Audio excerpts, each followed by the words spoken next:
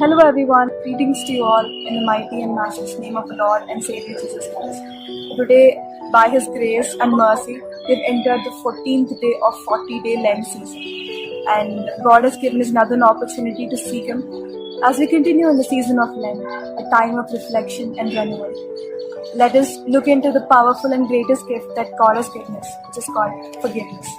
So before I start, I want to read from 1 John chapter 1 verse 9.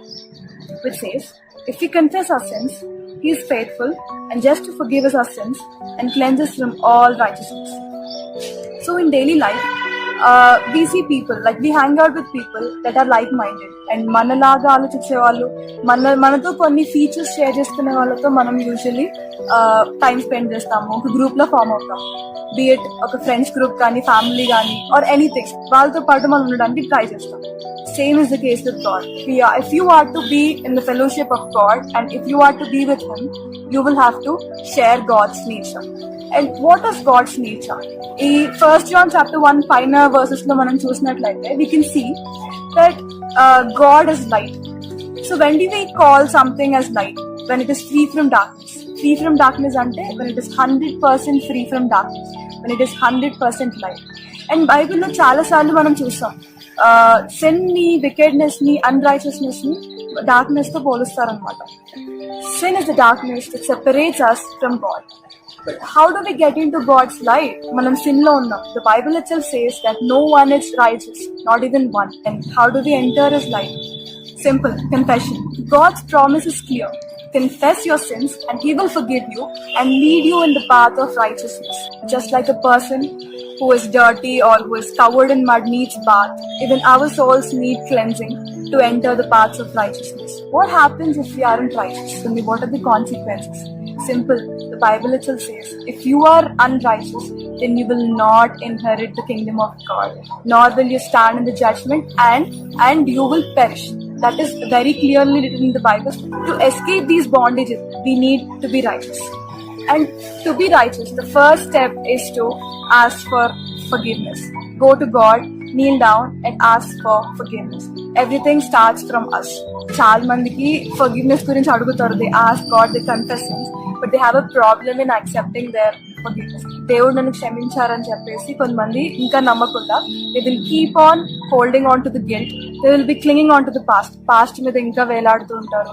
ఇంకా దేవుడు క్షమించారు అని పూర్తిగా నమ్మకుండా, పూర్తిగా విశ్వసించకుండా జీవిస్తూ ఉంటారు అన్నమాట. They will have a problem in accepting His forgiveness. And at the same time, many people will feel unworthy of accepting the forgiveness. నేను ఇంత పెద్ద తప్పు చేశాను, దేవుడు నన్ను క్షమిస్తాడా లేదా అని చెప్పి ఒక థాట్ మన బ్రెయిన్ లో పెట్టుకొని you keep holding on to the guilt అన్నమాట. They will feel unworthy. And God says, if you confess, if you ask for forgiveness, I will forgive you. And not only forgive you, I'll cleanse you from all the sins that you are holding on. When God is clear about forgiving you, ఒకసారి నువ్వు వచ్చి దేవుడిని అడిగితే God will forgive you అని దేవుడు చెప్పిన తర్వాత, when you're not even accepting His forgiveness, and what does that mean? That indirectly means that you're not trusting God. Indirectly means that you're doubting God.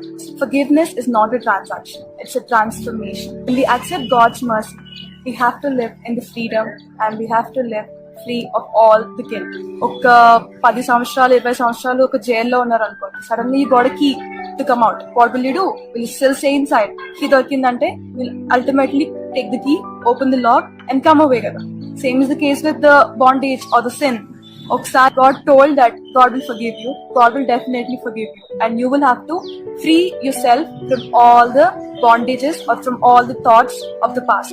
That is the main reason why God has died. The Christ has died on the cross just to let us free from all the bondages and all the sin. And there's another thing which I want to highlight. Lord's Prayer, Jesus teaches us that forgive our debts as we forgive our debtors. Forgiving is a condition to be forgiven.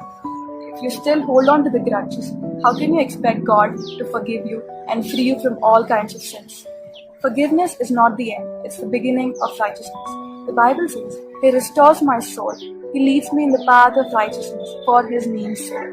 When you go ask God and confess your sins, God will forgive you and He will lead you in the paths of righteousness. And not only that, He will use you for His name's sake, for His glory. When God forgives you, He will not leave you safe. He will not leave you like that.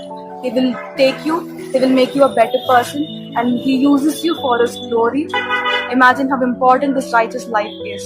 ఈ ఎంత important కాకపోతే దేవుడు తన ఒక్కడే కుమారుని భూలోకానికి పంపించి ఇంత దెబ్బలు, ఇన్ని కొరడా దెబ్బలు, ఇంత హింస, ఇంత స్ట్రగుల్ ని దేవుడు అనుభవించేలా చేస్తుంటారు. Don't you think God knows that ఒకసారి నా కుమారుని భూమికి పంపిస్తే ఇంత ఫేస్ చేయాల్సి వస్తుందని అని తెలియదు అంటారా? తెలుసు. But still he took that stand. He took that just to give us a righteous life, a righteousness similar to Jesus Christ's righteousness. Sin leads to separation and destruction, but righteousness gives you eternal life. I want you to introspect yourself. Do I really want to be a part of His will and walk in righteousness? Have I truly asked God for forgiveness with a sincere heart? Or have I accepted His forgiveness? Just like the Lord's Prayer says, forgive our debts as we forgive our debtors. Are we forgiving our debtors? Are we forgiving those who are doing wrong to us? Are we still holding on to the grudges? Am I still holding on to the past? Am I still clinging there? Or am I bringing glory to His name by walking in righteousness? God's forgiveness is open to all. It's open to you, it's open to me, irrespective of your caste, creed, religion, money, etc. God says, if you come, ask me, confess your sins, I will forgive you. And not only forgive you, I'll purify you, I'll cleanse you, I'll make you a new person. I will use you for my name's sake. I will use you for my glory. And to receive this, we have to take a first step and go to God, kneel down and ask for forgiveness. And once we ask for forgiveness, we should believe that God has forgiven us. And after asking for forgiveness, we should behave accordingly. Stop clinging on to your past and be a new person. If you take the first step, God will take care of the rest. And are you really willing to step into His light and be used for God's glory? Then the answer is clear. Go confess your sin and God will cleanse you. And God will lead you in the path of righteousness. May the Lord bless His children.